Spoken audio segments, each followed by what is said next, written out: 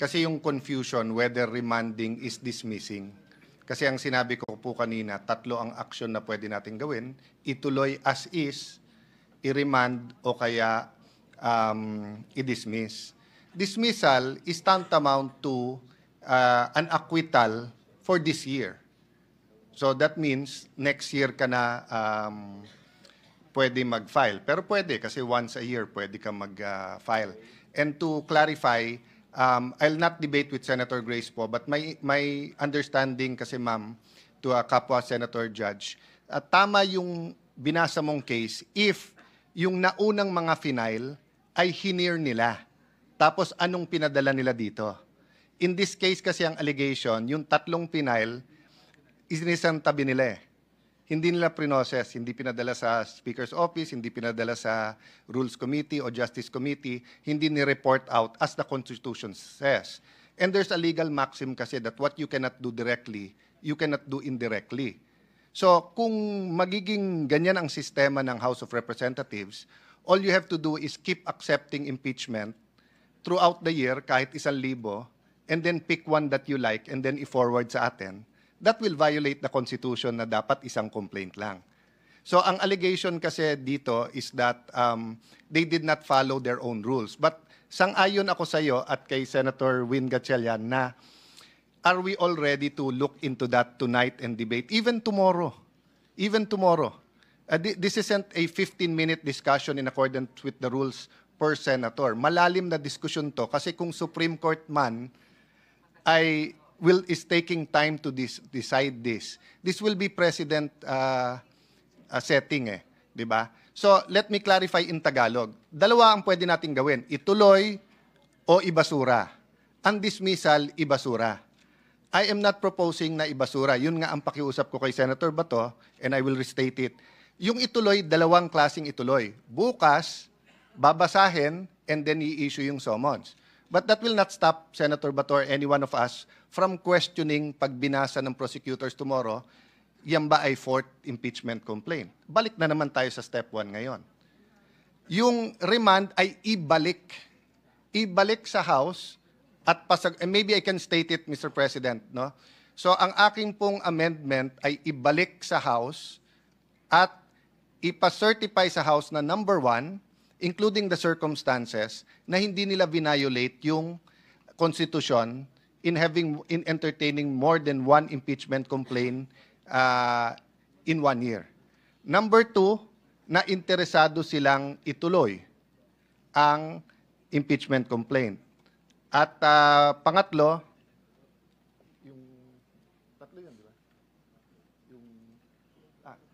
yung pangatlo, Mr. President, is really the judges nung 20th eh, kung anong gusto nilang gawin. So nasa atin yon, hindi sa House, no? Ang problema, Mr. President, hindi ang 19th Congress ang sasagot nito, yung 20th Congress. Kasi kahit sumagot bukas na gusto nilang tumuloy at i-certify nila, paano kung yung 20th Congress ibalik naman? So I'm open to an amendment to my amendment. I'm just saying I think there is wisdom now in not dismissing it, and there's nothing lost na ibalik ito sa Kongreso at ayusin nila yung isasubmit sa atin. Re-reiterate ko yung sinabi ko po kahapon o nung isang araw. Hindi nating kasalanan na last day of session, February 5. Marami po tayong kasalanan, hindi tayo naguhugas kamay. Pero hindi natin kasalanan na last day final, na yung pang-apat ang final, at nag-eleksyon habang final. So that is why there is wisdom in remanding it rather than dismissing it, or rather than ituloy natin bukas as if walang nangyari. Just a last point. I don't agree totally with Brother Robin na hindi natin ginawa yung legislative agenda, yung mga ipapasa. Pero nakita naman po natin, BICAM report na lang po eh.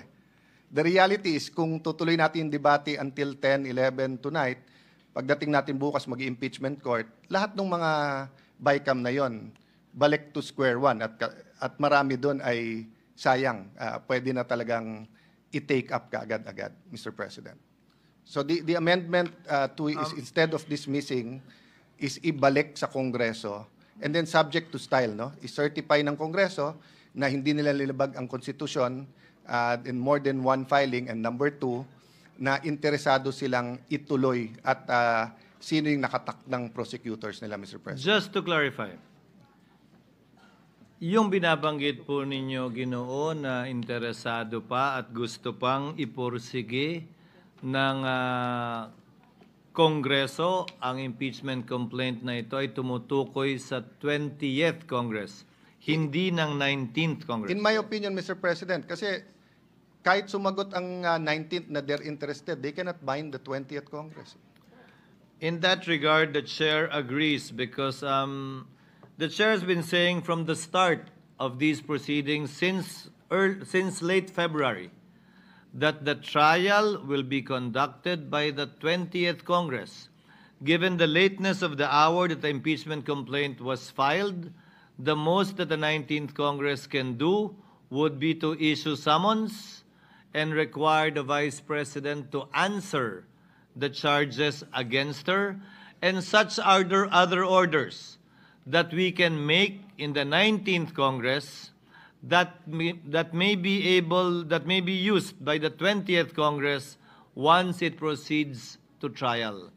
Pero tulad po ng binanggit nyo, tatawid ito, hindi rin paniniwala ko, at kung may mga pag-uutos man tayong gagawin, kaugnay niyan, makakadagdag yun sa argumento na ito'y tatawid sa 20th Congress.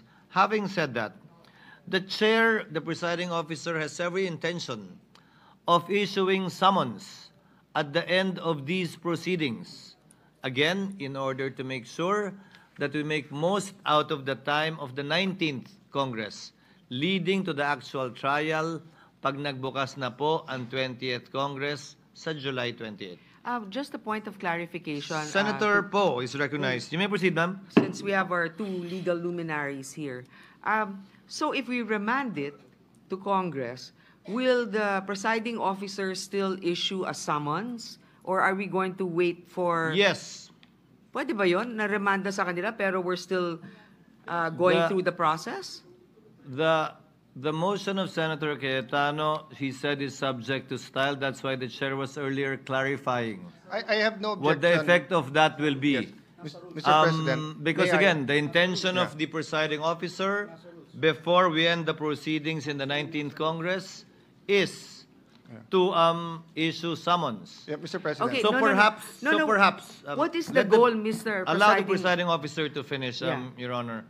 So perhaps we can entertain several orders to be issued by the court in order to address the concerns of Senator Bato and the other senator judges for information so that we can make a judgment once trial resumes in the 20th Congress, while at the same time requiring the Vice President, the respondent, to answer. So what... What is the pleasure of the lady? Yes, just another clarification. Yes, please. Last. When we remand to Congress, what are we expecting them to comply with? Let's say we remand it to them, and then it takes them a day and they return it to us. Do we continue with our I think the discussions senator, here? the point of Senator Judge Cayetano was clear earlier. That's why I asked for a clarification. Number one, for them to submit compliance requirements that they did not violate the one-year ban provided for in the Constitution, because as Senator Judges Ontiveros and Gatchalian mentioned earlier, and Senator Judge Pimentel, we cannot take judicial notice of these things. We need information emanating from the House of Representatives. And number two, for the members of the 20th Congress to so indicate that they are still persisting with the case, given that the trial will be held by and under the 20th Congress. This presupposes the earlier statement made by the presiding officer and some members of the court that the 19th and 20th cannot bind.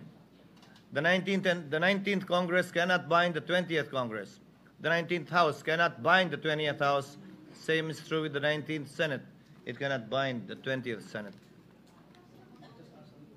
Senator Villanueva. Mr. President, Mr. Presiding Officer, I think maganda po na mapag-usapan ito at taba ng puso that we are moving forward.